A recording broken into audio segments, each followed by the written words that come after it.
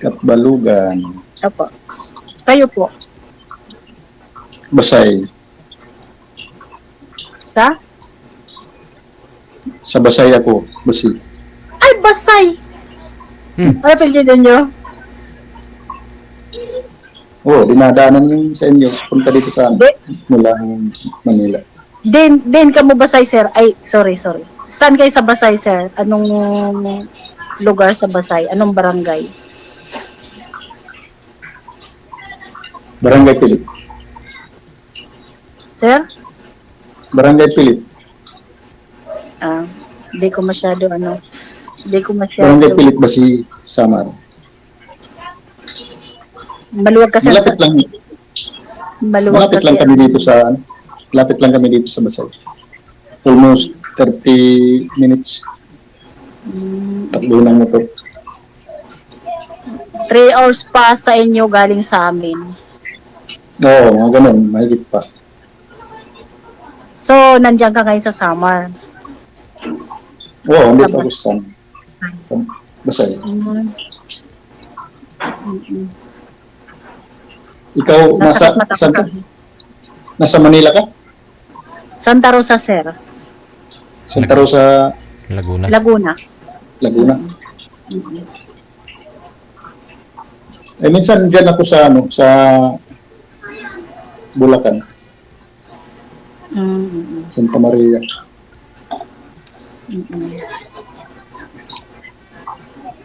Ano ang ginagawa mo dyan sa Santa Rosa?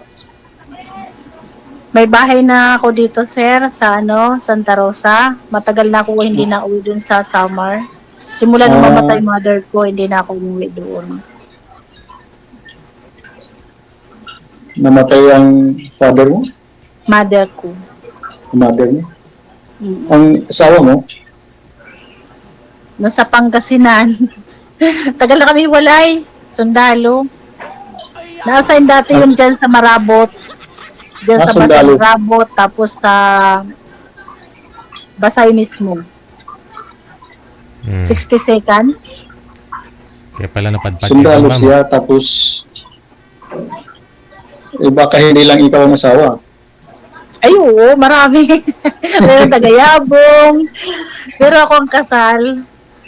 Kasal kayo? Pero, oo, 2 years lang kami nagsama siguro. Nung mapano sa akin, ay may anak na talaga siya, 3. Tapos, 2 years lang kami siguro nagsama.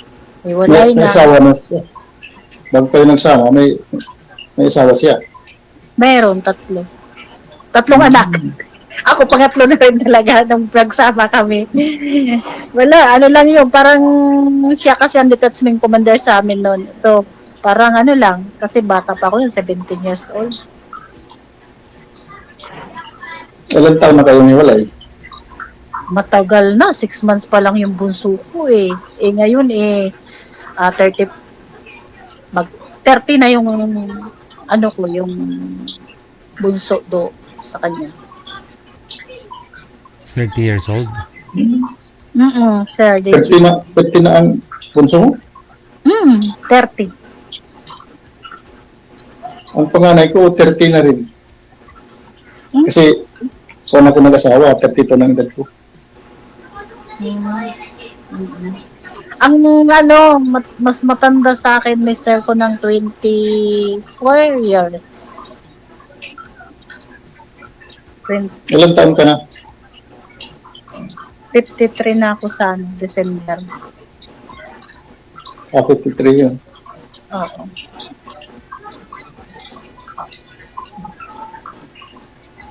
Ikaw? 62 na ako. So, bale, ang ang misis mo, taga dyan din sa Basay. Hindi, taga-Iligan. Layo. O kasi, nung nasa barko ako, may biyay kaming Iligan noon, Inti Island ako.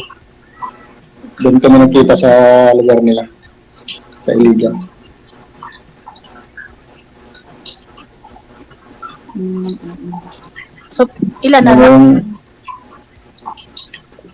Nung international ako, hindi ko alam na niloloko na pala ako. Ano rin pala. Mhm. Ganun talaga, hindi pinagsasama yung ano, yung... By the way, ma'am, kamusta ho kayo nang nakausap niyo po? Ay, sir, ito nga pala. Hmm. Tumatawag naman si Rolando Gateles. Gateles taga Isabela, sir. Hmm. Sir DJ, taga Isabela yun siya, di ba? Yung lagi ang kunikwento niya yung girlfriend niya. Mhm. Nung nakaraan, tumawag. Sabi ko, sige, tawag naman yan, nagbe-message. Sabi ko, wala akong sa mood, sorry, sabi ko gano'n. Tapos nung Sunday ba yun, tumawag. Nandun ako sa kaibigan ko. Ilocano din. Kaibigan ko taga-Tarlac. So, nag-Ilocano sila. Hmm. Sabi ko, ito yung nakausap ko dito pa ako kay Sir DJ.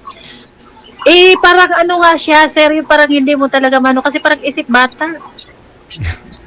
Basta wala. Tapos in tamang-tama, nagkakantahan kami nung kaibigan ko.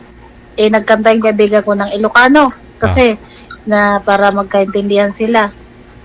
Sabi rin ng kaibigan ko, ano ba yan? Parang sabi ko, nga Kaya sabi ko, nung tumawag ka ako, pag ilang beses na tumawag, nag-chat, ay sabi ko, sorry, busy ka ako, hindi ako ako. Kasi ayoko makipagpalitan din sa sa mga ganyan na wala naman parang, aywan. In short, hindi mo gusto. Hindi sir talaga, kasi siya, basta kakaiba siya, parang matured. Parang matured pa ako mas matanda din siya Basta mo naman sa kanya, di ba yung kahit nung nag-uusap kami noon. Nung pagkatapos tayo mag-usap, hindi ko naman siya talaga minessage or siya lang ang nag-message sa akin. Pero hindi ko nire-replyan nung nakaraan lang. 2 beses ko pa nga lang siya sinasagot sa tawag. Yun. Tapos hinihingi yung Facebook, Messenger, gano'n. Sabi ko, wala, hindi ako at saka hindi rin naman kita ma-entertain kasi pag nasa trabaho, tapos pag uwi ko, yun, kailangan matulog na kasi kinabukasan maaga ang pasok. Kasi nga hindi mo type. Kasi kung gusto mo yan, bigyan mo ng time mo, Hindi, sir, kasi ganito. Siyempre, tayo di ba? Yung parang, hindi naman sa parang, mas mahirap pa sa akin. Okay. Siyempre. Di ba sir? Kasi siyempre ako sa totoo lang. Kahit ako nagsulo ako na napakatagal nagsulo ko kasi maliliit pa anak ko. Kumbaga hindi ko naranasan na basta alam mo na yun. Siyempre kaya tayo parang may katuwang, di ba? Pero kung lang din naman, ay wag na. Para pa, di ba? Ito si Sir, si Manho ito. Sigurado maraming ipon. Hindi rin yun, mas gusto ko pa kami yung parang magkatuwang lang ba sana. Kaso siya, kasi, parang isip bata nga, parang wala lang siya kausap, yung tawa ng tawa, tapos, ganun. Kita mo naman noon, di ba? Kaya hindi rin, di ba, hindi ko nga tinapos na makikipag-usap, kasi sabi ko, sige, kasi, uuwi na rin ka ako, mamimili pa akong paninda ka ako. Hindi natapos yung pag-uusap namin noon, Iyon. Makaho ito kay Sir. Kayang-kaya kabuhayan ito. Okay lang. Kasi malakas pa naman ako. Nagtatrabaho pa rin naman ako.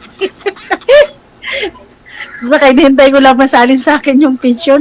Hinihintay ko lang hindi ko lang nilalakad pa Tinatamad ako maglakad buhay pa naman siya Yung asawa niyo, ma'am? Oo. Buhay pa pero yung parang hirap na. Naalala ko marami hong naging asawa yung mister mo, pero ikaw po talaga yung pinakasalan. Oo, sir. Marami. May mga anak siya. Pero yung anak niya sa una, ako ang tinatawag na mama. Kahit nung nakaraan nga, yung isang anak niya nasa Dubai, tawag sa akin, pinakapanganay niya. 44 na rin ang edad. So, sa akin talaga, kasi nung nung nagsama kami, parang hindi ko naman sila pinagmalupitan. Yung 3 na yun na anak niya sa una. Unang napangasawa niya, ganun. Kaya hanggang ngayon, ayos naman relasyon namin pati sa mga sister-in-law ko. Okay naman. Ayan. kilalanin mo si sir. Baka ho, siya na ho talaga yung nahanap mo, ma'am. Oo nga, taga ano pa ito, parang taga sa amin din mismo. Sir, ano lang, 3 hours galing sa amin hanggang sa kanila sa Basay. Sa kanila yung malapit na San Juanico Bridge. Mm. O malapit lang sa amin sa Nenay Queens. Oo, tatawid lang. Nung Malapit lang. ano, nakaano rin ako dyan sa Basay, sa Ron.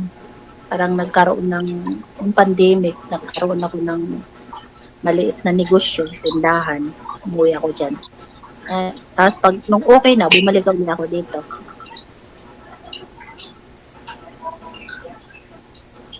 Ayun, ilan ang anak mo? 6.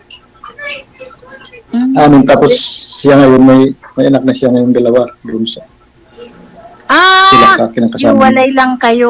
Oo, hiwalay. Wala yun. Pero kasal Hiwalay. kayo. Kasal kami yung So, ang hiwalay nyo okay naman. So, parang hindi ka na rin naghabol.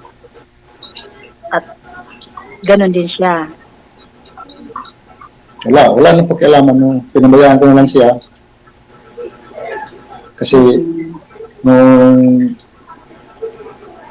nung bago pa lang, nung kinausap ko silang dalawa, nagdi-deny sila, wala daw silang ginagawa. Tapos ngayon, may anak na sila noon, nung inano ko sila. Hindi sila umamin. Tapos ngayon, 2 ng anak nila. At pinabayaan ko na lang sila, hindi na ako nag Bale, ano lang pinagkakabalan mo dyan ngayon sa atin, sa Basay, sa Samar? Ito, balik sa kuwan. Balik sa lupa. Okay naman yan. Magsasaka. Yung palayan. Oo. Maluluwag dyan ng yung mga palayan sa Basay. Di tulad sa amin, bundok, kabukera naman. Yung Oo. matatarik ba, yun sa, di ba alam mo yung pugas, di tulad sa palayan na tanim din. Sa amin, Oo, sa bundok sa inyo, mga bundok. kuwan. Ang ano Sa lang doon, bundok naman, pwede rin magkaroon ng palay pa. ang produkto lang doon ay abaka, kopras, mais, mga Kopras. ganun. Di tulad dyan, Kuwan. sa Basay, ilan beses sa isang taon makapag-ani kayo? Sa Dalawa. tubigan? Dalawa. Tubigan? Isang taon. Dalawa lang ba? Yung iba, pwedeng 3, pero mas maganda yung 2 beses lang. Sa amin wala sa isang beses lang isang taon. Swerte ka pa kung papalay. Pero masarap yung palay sa amin, di ba? Yung kalinayan, yung mga mababango, mahal na bigas talaga yun. Oo, yung sa bundok, masarap yung... Pero yun yung noon, kung mayroon pa nagsasaka, kapatid ko. Ngayon, wala na rin kasi namatay na rin yung kapatid ko nung nakaraang taon. Yun lang din ang magsasaka, kapatid kong lalaki isa. Nalala ko, sir, parang sumali na rin po kayo dito dati, no? Sir, sumali po kayo dito dati, sir? Ako, wala pa, first time ko ito ngayon. First time mo. Okay. Si ma'am. Ayun nga, pangalawa ngayon. Yun nga yung nakausap ko Pangalawa. yung taga Isabela. Yeah. Ano nga pala pangalan mo? Ali. Ali po po. Ali. Ali. Ano apelyido? Bawal. Ay. O nga pala, sorry. Hirap talaga na may malapit na mag-secure, mapakalimutin sa mga rules. Sorry. Kakahiya.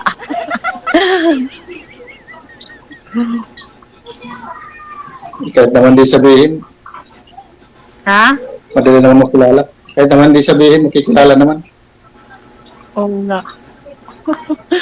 Minsan nagagawi ako dyan sa Basay. Tacloban noon. Pag nauwi ako kasi mura-mura dyan sa Tacloban ng yung mga tuyo, yung daing, tas pusit.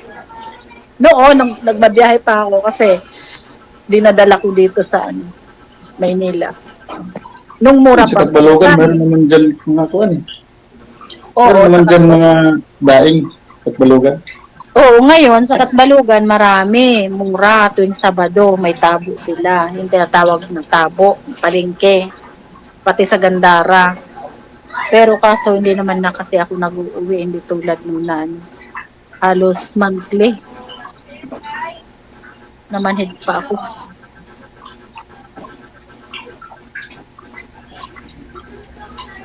Nagbabakasyon ka dyan sa ano, Katbalogan. Matagal na nga, hindi ako Diba? nauwi dyan. Gawa nung ano. May bahay pa kayo dyan. Ang ano ko talaga, ang lugar ko talaga, Matuginaw. Kasi yung Matuginaw, hindi masyado kilala. Kasi papasok yun siya eh. Pero, nandyan din kamag-anakan ko sa Katbalogan, mga Diaz. Malapit lang sa Katbalogan. Oo, Katbalogan talagang ano yan, nadadaan ng papunta sa inyo, papuntang Tacloban. Namanid pa ako. Sa ngayon po ma'am, anong gusto niyo sa isang lalaki bukod sa mabubuhay ka? Yung edad po ni sir, pasado po ba sa'yo? Oh, mas gusto ko ngayon sir yung ano, kasi sa totoo lang ayaw ko ng mga mas nakakabata, gusto ko mas nakakatanda, 70, 60 pataas. Hmm. Kasi kumbaga ano, kahit nung kabataan ko, Hmm. yun ang gusto kong edad ng mga ganun mas matanda. Kaya pala ginusto mo yung asawa mong sundalo, no? Sir, sa totoo lang, parang hindi nga talaga ako niligawan noon kasi Oh. kumbaga, Ikaw nanligaw. ano lang, hindi, yung parang persa lang, sir, kasi sa probinsya sa amin, sir, DJ, Hmm. pagka once yung hinawakan ka lang, or inakbayan, or hinalikan ng bigla, Hmm. Yun na yun. eh, noon nung time na yun, takot na takot ako kasi talagang bukod sa ano, matanda, pag nakakainom kasi siya, hila-hila yung Armalite, tapos yung Granada, ipapagulong. Hmm. Talagang ano siya, tapos pag tinaas ganyan ng Armalite ay talagang ubusin kung ilan magasin ang laman ng kanyang Uy. baril. Ganon siya, kaano. Eh, lahat nga na, kaya lang niya ako naanuhan sa bahay kasi may mga kaibigan ako na kababata ko kasi hindi naman ako lumaki as in doon talaga, bakasyon, parang bakasyon lang kasi pinatay din mo yung kapatid ko na lalaki na isa ng MPA sa barangay sa hipag ko, sa lugar ng hipag ko. So, hindi namin nakuha. Kami lahat umuwi. So, parang naglamay kami ng wala. Ngayon, pagbalikan na, si uwian papunta sa Manila, ako ang nahuli kasi, baga, wala pang asawa. Nag-aaral pa ako nun sa Las Piñas. So, tamang-tama, ano noon sa amin, bawat bahay may mga sundalo na nakatira. 'Di ba? Alam mo yun, 'di ba, yung sa atin, pagkawan sa may detachment, ba, na-assign sa inyo sa Basay.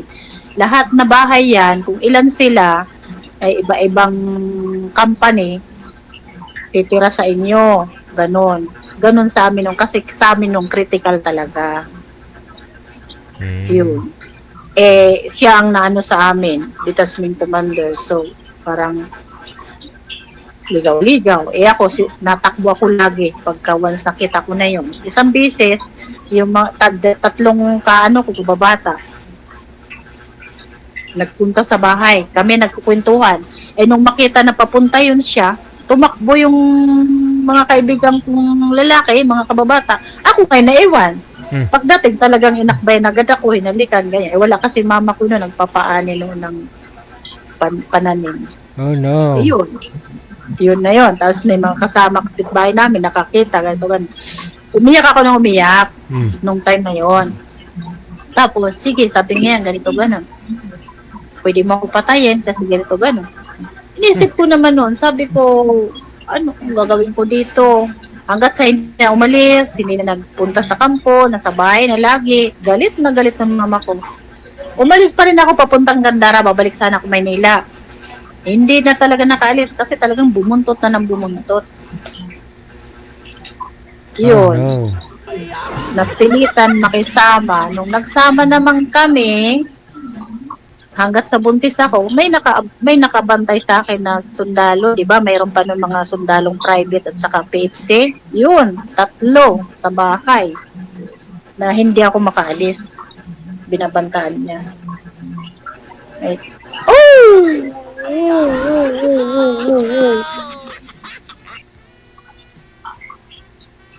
Delikado pala yung ex mo, baka balikan ka noon. May baril daw dala. Wala na. Tingin ko yung nag-OO si ma'am, lubat po yung cellphone niya.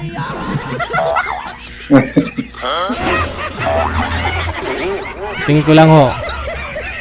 Kasi nagcha-charge na po siya eh. Okay. Yun lang. Hintayin nyo na lang po sir na mag-online ulit, no? Tuloy nyo po yung pag-uusap ninyo sa off-cam. Di po bale, yung asawa po kasi noon sir, sabi po niya, may edad na, parang 70 plus yata. Oh, buhay pa naman daw eh. Oh. Nintay daw niya yung pensyon.